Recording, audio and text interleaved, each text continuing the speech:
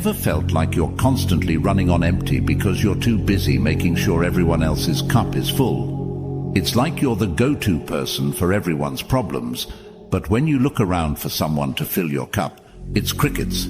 Sounds familiar, doesn't it? This is where we stumble upon an ancient truth, one that's been around since the times of Stoicism, yet it's as relevant today as ever. Stoicism isn't just about enduring pain or hardship. It's about finding the incredible strength that comes from knowing when to say no, when to prioritize yourself, and how to truly be there for others without losing yourself in the process. It's about mastering the art of not setting yourself on fire just to keep others warm. Intrigued? You should be, because today we're diving deep into how these ancient Stoic principles can revolutionize the way you approach kindness, generosity, and yes, even self-care. So if you've ever felt like you're giving too much of yourself away, or you're curious about how Stoicism can help you find a healthier balance, stick around. This one's for you. The only thing I ask of you is not to skip this video in any way. If you're here, consider yourself different from the majority. Consider yourself an exception. Now act like one and don't skip any part of the content. Number 1. The trap of excessive kindness. Picture this. You're the person everyone counts on, the one who always says yes to every request, favor, and plea for help. It feels good, right? Being the go-to person, the one who fixes everything for everyone. But here's the kicker. It's like you're giving away pieces of yourself, bit by bit, until one day you reach for something to give and find there's nothing left. Suddenly, when the tables turn and you're the one in need, you look around and realize you're standing alone. Why? Because you've given it all away. This is where the wisdom of Stoicism, imparted by thinkers like Marcus Aurelius, comes into play. He always emphasized the importance of self-care.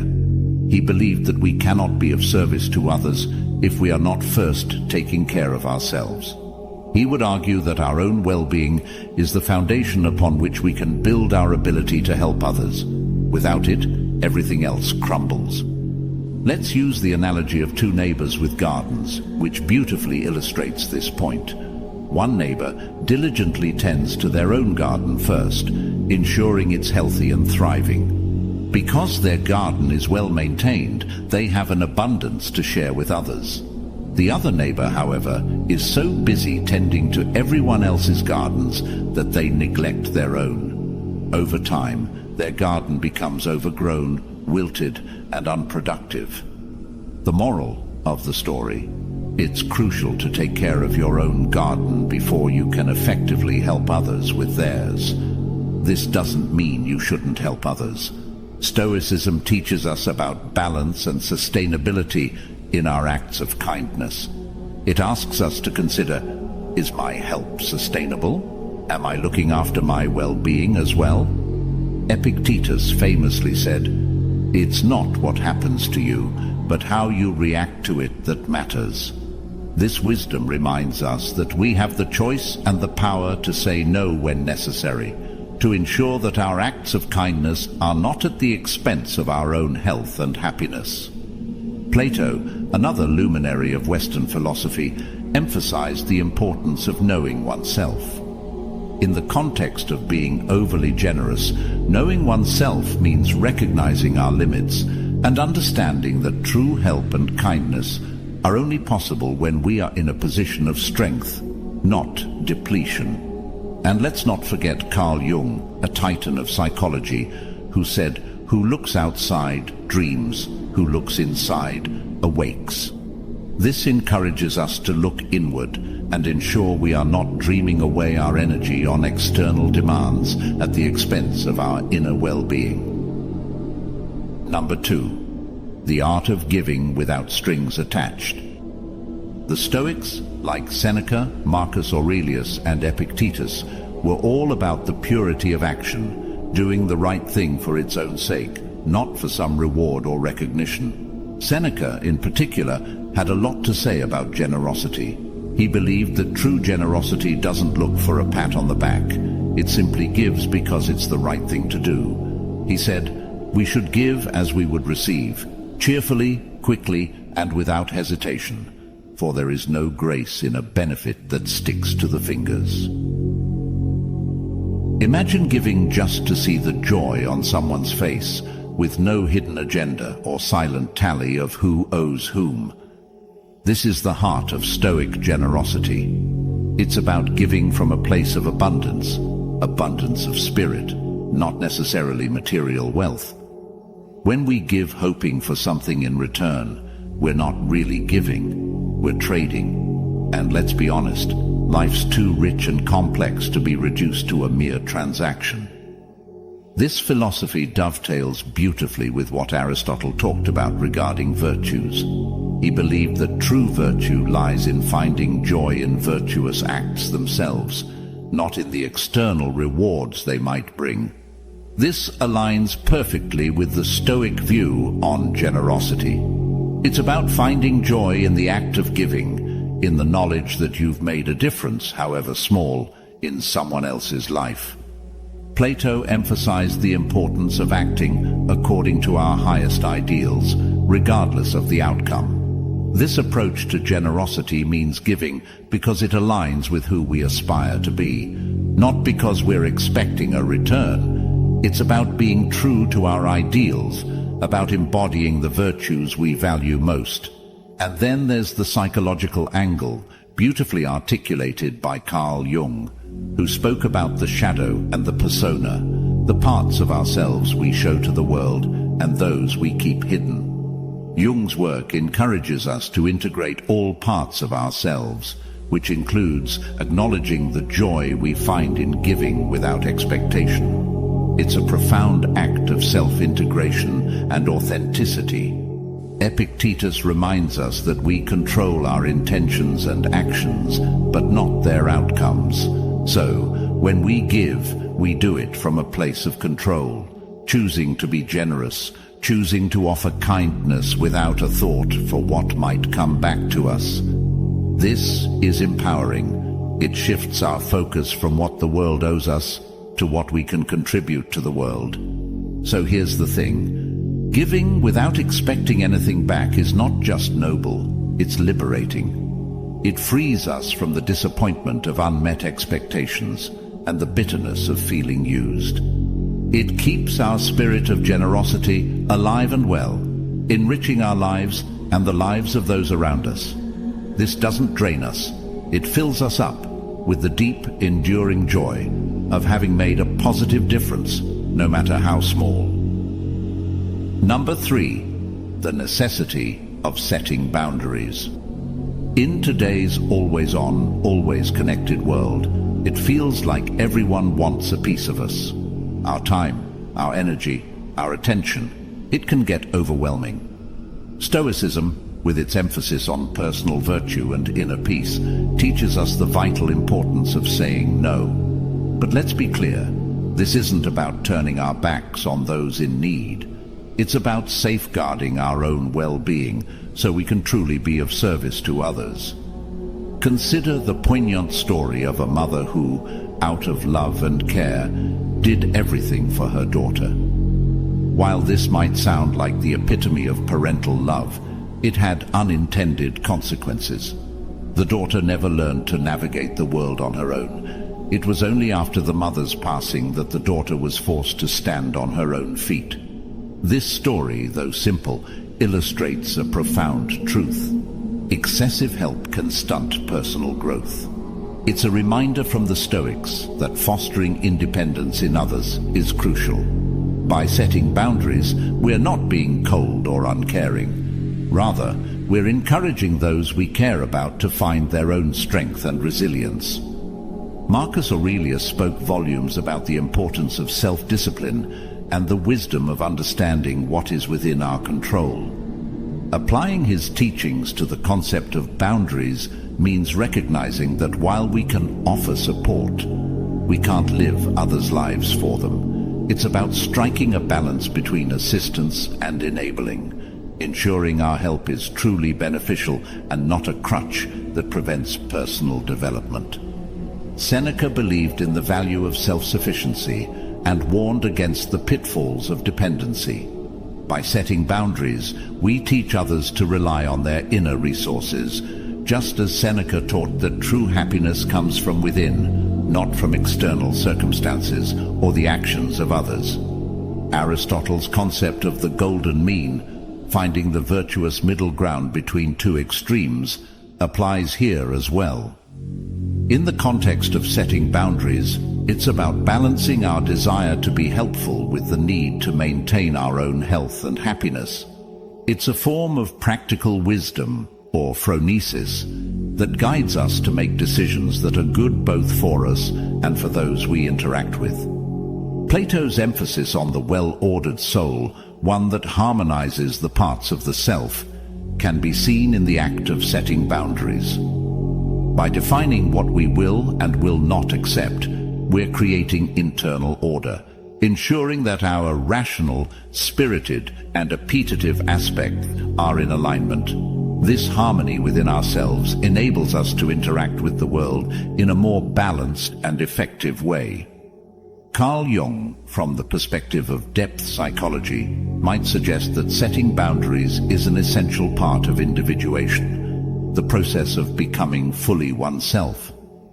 By delineating where we end and others begin, we are not only protecting our psychic energy, but also encouraging others to embark on their own journey of self-discovery. Number 4. Being seen and treated as fragile. There's a critical lesson many of us learn the hard way: the risk of being perceived as always available, always ready to drop everything for others. It's a path that can lead to feeling undervalued and taken for granted. It's like you're the reliable old car that everyone expects to start in the morning without ever thinking about the maintenance it requires. But here's where the shift happens, a moment of transformation that Stoicism and its modern interpretations can guide us through beautifully. When we begin to set boundaries, to assertively say no when circumstances demand it, we initiate a profound change. It's not just about refusing requests or denying help. It's about signaling a deep respect for our own time and energy. Marcus Aurelius would probably frame it as an act of self-respect. He famously said, "It's not the actions of others that disturb us, but our judgments about those actions." In this context, deciding to set boundaries is a judgment that our peace and well-being are paramount. Seneca offers wisdom that dovetails nicely with the idea of setting boundaries. He taught that true freedom comes from within, from being master of oneself. By choosing when and how to say no, we exercise this freedom, demonstrating that our time and energy are our own to allocate, not at the whims of others' demands.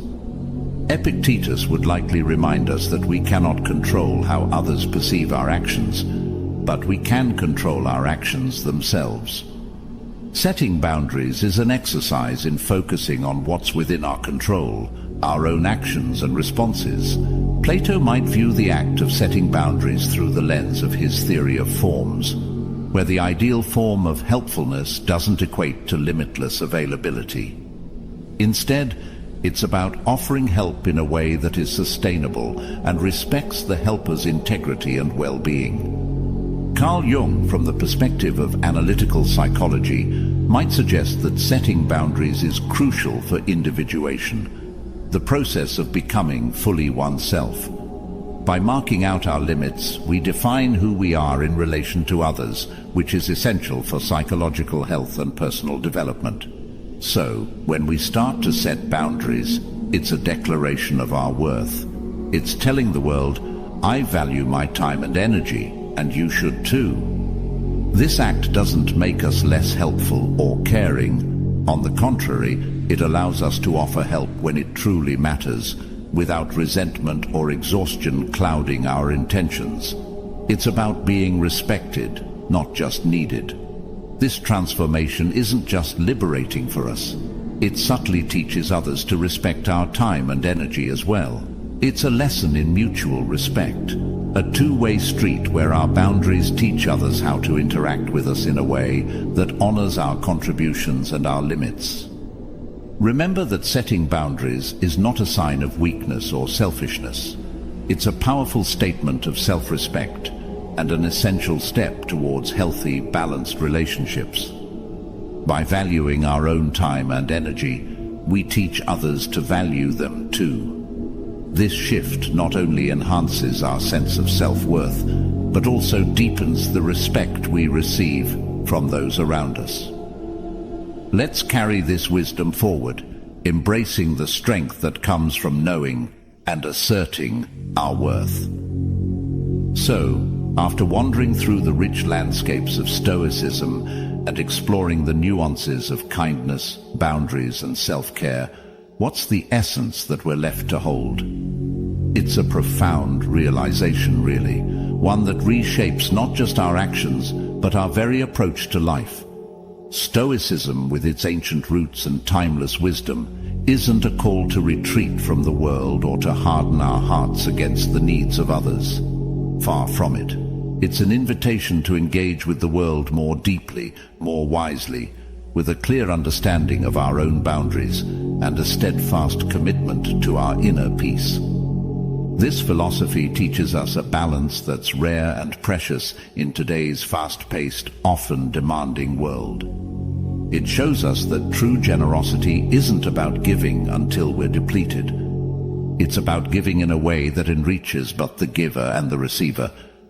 It's a form of generosity that's sustainable, rooted in a deep awareness of our own needs and the genuine desire to meet the needs of others.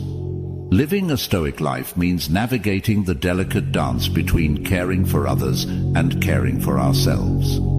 It's recognizing that we can't pour from an empty cup, that our ability to be there for others hinges on how well we look after our own well-being. Marcus Aurelius, Seneca, and Epictetus, all these Stoic sages, were onto something profound. They understood that inner peace isn't a passive state, but the result of conscious, deliberate choices about how we engage with the world and where we set our limits. It's about finding joy in the act of giving, without attaching our happiness to the outcomes of our actions or the approval of others. Stoicism teaches us to find fulfillment in the knowledge that we've acted according to our principles, that we've contributed to the world in a way that's true to our values and respects our limitations. And here's perhaps the most beautiful part. When we live by these Stoic principles, we create a ripple effect. Our approach to life, grounded in wisdom and self-respect, becomes a model for others. We show that it's possible to be kind without losing ourselves, to be generous without becoming martyrs. We inspire those around us to find their own balance, to protect their inner peace, while opening their hearts to the world. So, the takeaway from all this, it's a call to live boldly and compassionately, with a keen awareness of our own needs and the needs of others. It's an encouragement to set boundaries that allow us to be present and genuine in our acts of kindness. Stoicism isn't about withdrawing from the world. It's about engaging with it more fully, with a clear-eyed understanding of what it means to live well. As we draw this journey to a close, remember, the path of Stoicism is not one of isolation, but of profound engagement with the world. It's about cultivating an inner sanctuary of peace, from which we can extend our kindness and generosity without losing ourselves in the process. This wisdom, ancient yet so vital today, invites us to live fully, to embrace the delicate balance between giving and preserving, between being there for others and honoring our own needs.